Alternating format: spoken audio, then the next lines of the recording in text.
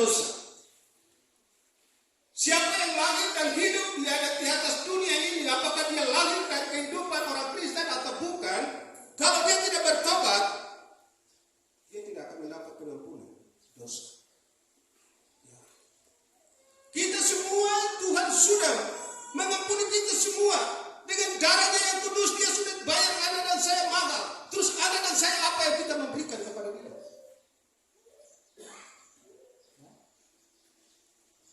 Di mana Kisah Para Rasul pasal 2 ayat 38, ya. Kisah Rasul pasal 2 ayat yang ke-38, di mana khotbah Petrus bisa, ya, hari Pentakosta. Di sana jawab Petrus kepada mereka, bertobatlah dan hendaklah kamu masing-masing memberi dirimu dibaptis dalam nama Yesus Kristus untuk pengampunan dosa, maka kamu akan menerima karunia Roh Kudus. Bagi Anda dan saya yang sudah mengambil keputusan bersamaan dengan Kristus, jangan main-main dengan Roh Kudus. Karena di zaman ini, zaman anugerah, Roh Kudus tidak bisa dibukakan. Maka tidak ada pengampunan. Banyak hal yang saya temukan bagi orang-orang yang bertobat menerima Yesus, masuk di dalam air baptisan, hari-hari ini mereka mengembara. Mereka krisis rohani. Karena melupakan Roh Kudus. Sungguh waktu Tuhan. Kedatangan Yesus yang kedua kali dia datang sebagai Raja dan Hakim. Ingat itu baik-baik. Dia datang sebagai hamba bagi Anda dan saya. Dia datang sebagai bayi untuk menebus Anda dan saya.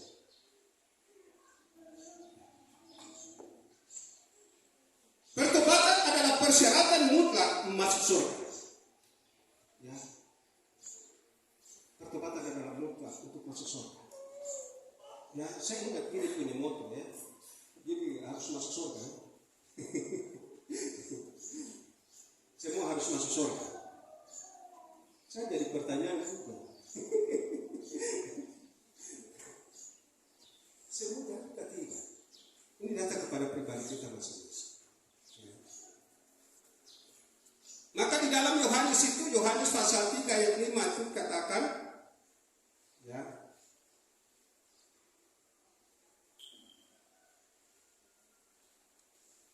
Yohanes pasal 3 ayat 5, di mana percakapan dengan Nikodemus itu jawab Yesus, aku berkata kepadamu sesungguhnya jika seorang tidak dilahirkan dari air dan roh, ia tidak dapat masuk ke dalam kerajaan Allah. Ya. Jadi bagi siapa firman ini datang, firman pertobatan, firman untuk mempersiapkan keselamatan bagi Anda dan saya. Ya. Buat kehidupan yang lain akan menyusul setelah pertobatan. Ya. Roh Kudus yang menghasilkan hidup yang berbuah. Sesuai dengan pembacaan kita Kisah Para Rasul tadi.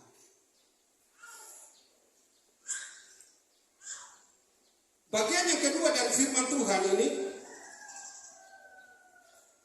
semasa hidup adalah kesempatan emas untuk berbuah. Ya, saya tidak bicara panjang, lama.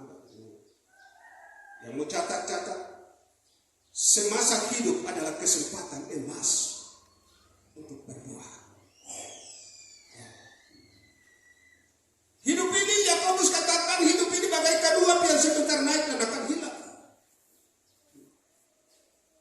Sesuai dengan pujian tadi kita menyanyikan tadi, hidup ini adalah kesempatan untuk Anda dan saya untuk menjadi berkat bagi orang lain. Apabila Anda dan saya sudah menerima Yesus, sudah percaya kepada Yesus, kalau Anda berdiam diri berarti Anda menipu diri sendiri. Kalau Anda tidak menyaksikan kasih Tuhan. Ya.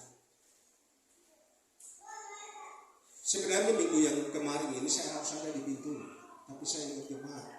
Maka saya batal itu, hari ini saya harus bicara dulu.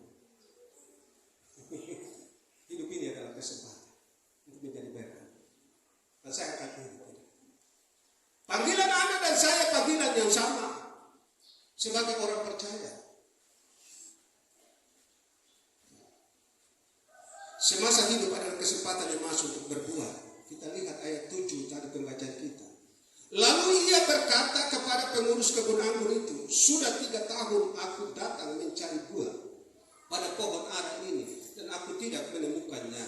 Tebanglah pohon ini. Untuk apa ia hidup di tanah ini dengan percuma? Tuhan sudah suruh dia tebang karena sudah 3 tahun, apalagi manusia. Manusia mungkin tidak bisa sabar, mungkin 1 tahun saya harus tebang itu. Ya. Hidup ini adalah anugerah Tuhan. Ya.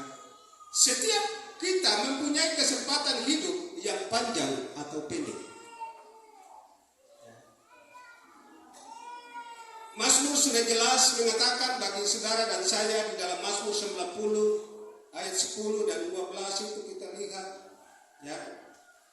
Mazmur 90 ayat 10, masa hidup kami 70 tahun dan jika kami kuat 80 tahun dan kebanggaannya adalah kesukaran dan penderitaan sebab berlalunya buru-buru dan kami melayani. Ini yang saya mau lakukan, apa yang Tuhan inginkan. Selagi saya masih kuat, selagi masih ada nafas, 2 hari lagi saya usia 60 tahun, saya minta kekuatan daripada Allah melalui Roh Kudus untuk saya harus menggenapi firman ini. Itu iman saya.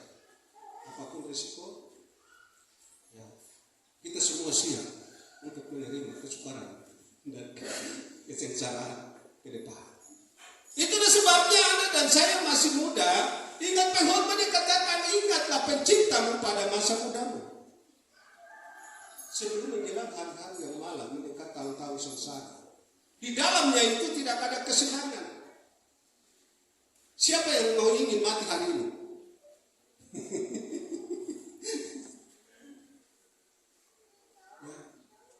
Yang hari ini siap untuk mati, berarti dia sudah menerima Yesus. Dia mengaku dia sebagai Tuhan dan Juru Selamat yang sungguh-sungguh. Waktu saya di atas tempat di rumah sakit yang harapan saja saya sudah tidak bisa, saya bilang Tuhan, saya siap. Mau bawa saya hari ini saya siap. Karena saya percaya saya sudah melayani Kau. Tapi rancangan dan rancangan itu bukan rancangan Allah. Allah merancang Anda dan saya dengan tujuan yang sangat mulia. Tapi kadang-kadang kita tidak mengerti rancangan Allah di dalam hidup kita. Maka hari ini kalau saya masih ada sampai hari ini, itu bukan saya, tapi Tuhan Yesus yang ada dan saya kita sembah. Dia yang hidup, yang memberikan Anda dan saya menikmati hidup ini. Hidup adalah kesempatan untuk berbuat. Ya, Lukas pasal 13 ayat 7. Ya, tadi kita sudah baca. Itu sangat jelas. Pohon yang tidak berbuah akan ditebang. Perhatikan, pohon yang tidak berbuah akan ditebang. Ya. Lukas pasal 3 ayat 9 itu apa yang firman Tuhan katakan?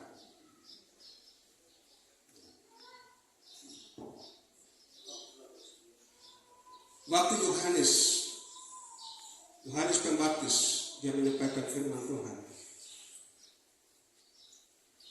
Seperti apa yang dikatakan di Lukas 3 ayat yang ke-3 itu, bertobatlah dan berilah dirimu dibaptis dan Allah akan mengampuni dosa. Tetapi ayat 9 di sini dikatakan, kapak sudah tersedia pada akar pohon dan setiap pohon yang tidak menghasilkan buah yang baik dan ditebang dan dibuang ke dalam api. Itulah hidup ini adalah kesempatan.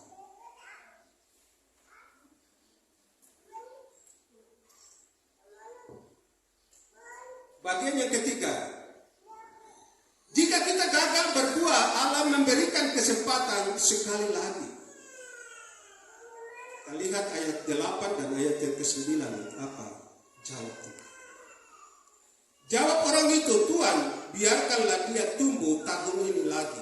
Aku akan mencangkul tanah sekelilingnya dan memberi pupuk kepadanya. Mungkin tahun depan ia berbuah. Jika tidak, tebarlah dia. Hamba Tuhan, Tuhan selalu mendengarkan doa.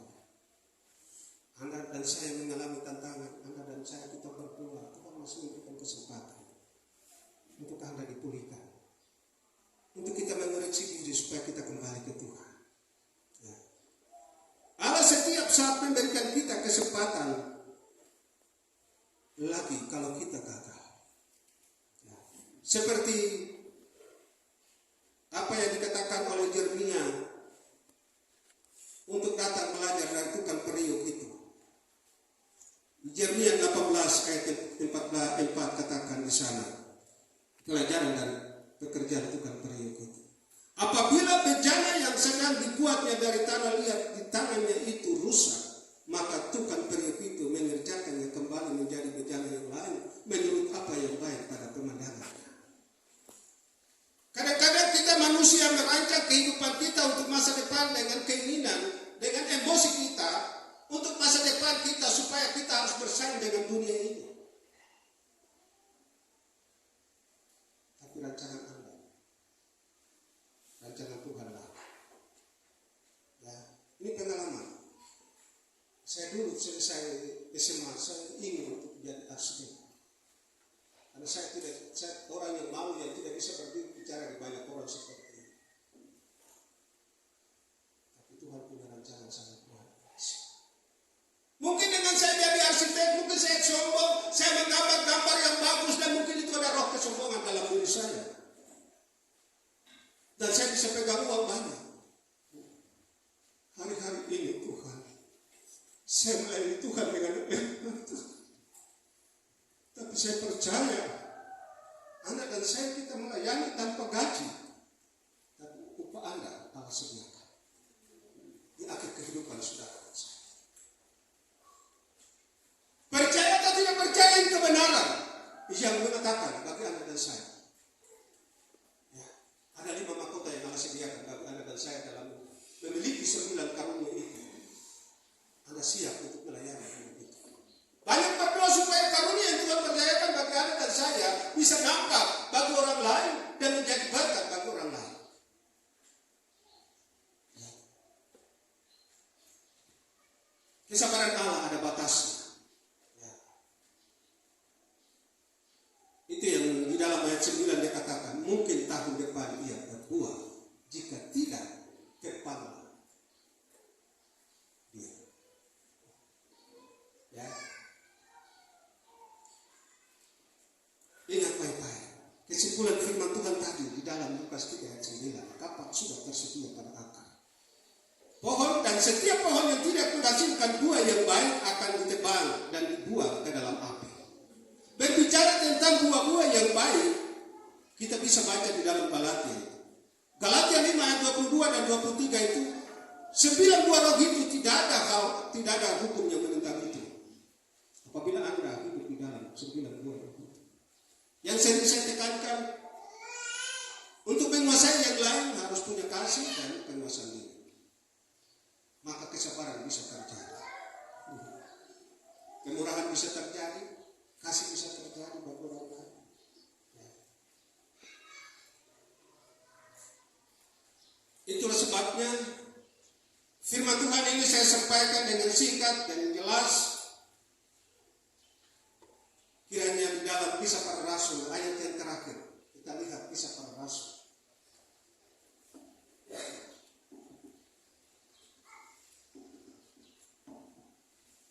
Kisah Para Rasul pasal 22 ayat yang ke-16.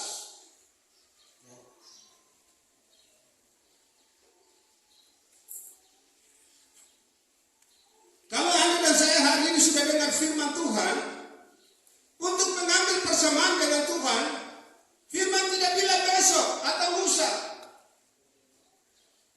atau tahun depan, tidak. Perhatikan firman yang terakhir itu. Ya. Kisah Para Rasul pasal 22 ayat 13 katakan, dan sekarang, Anda dan saya yang mendengar firman, yang belum mengambil persamaan dengan Tuhan, firman. Mengapa engkau masih ragu-ragu? Bangunlah, berilah dirimu dibaptis dan dosa-dosamu disucikan sambil berseru kepada Allah.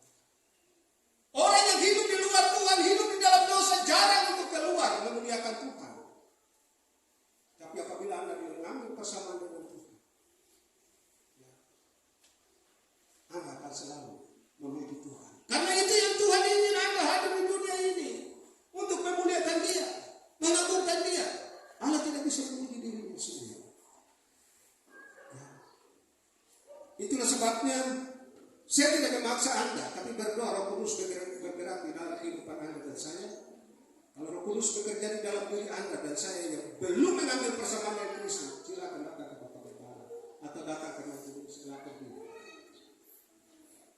Atur waktu, karena bukan tahun depan, karena nafas ini adalah Allah punya. Kalau Anda salah hidup, nafas ini diambil dari persamaan, minta maaf. Itu yang dikatakan pohon yang tidak berbuah ditebar dan Tuhan untuk dibakar. Bapa di surga, itulah bagian kebenaran firman yang hamba menyampaikan dengan kemanusiaan hamba. Tetapi saat ini hamba berdoa, firman sudah jelas bagi kami semua Tuhan. Kami sebagai pohon-pohon yang ditanam di dunia ini. Karena katakan kalau pohon itu tidak berbuah, maka ditebang dan dibuang ke dalam api.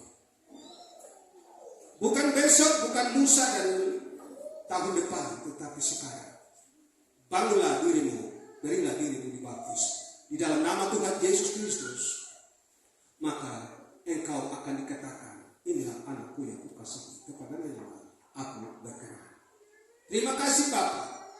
Inilah firman yang saya sampaikan kepada jemaat Tuhan di Indonesia Tuhan.